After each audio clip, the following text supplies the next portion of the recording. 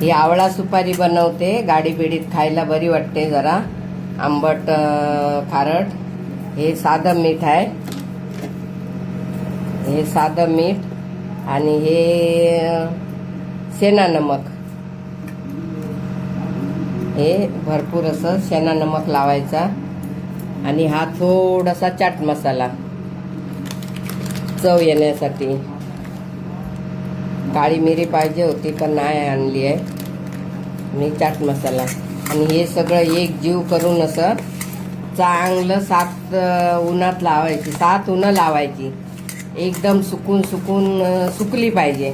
हे आता रात्रभरात मुरणार, मीठ भरणार सगळं त्याच्यात आणि हे सकाळी मी उन्हात नेऊन टाकणार टेरेसवर आणि 7 उन्हं लावणार आणि मग काचीच्या बरणीत भरून ठेवणार. झाली आवळा सुपारी. भरपूर मीठ लागलं पाहिजे आणि काळा मीठ आहे ना, ते पण चांगलं मुरलं पाहिजे त्याच्यात, मग चव येते चांगली टेस्टला.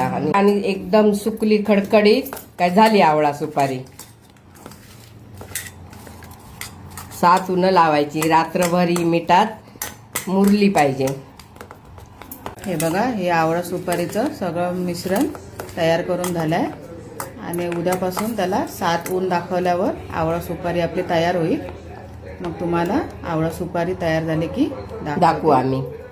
चला, आपण जे आवळे सुकायला टाकलेले 7 ऊन दाखवायचे होते ना, हे बघा 7 ऊन दाखवून झाल्यावर आवळा सुकून असे आवळा सुपारी तयार झाले आहेत. हे बघा, छान लागतात. तर श्रीला देऊया आणि विचारूया आवळा सुपारी कशी झाली आहे ती.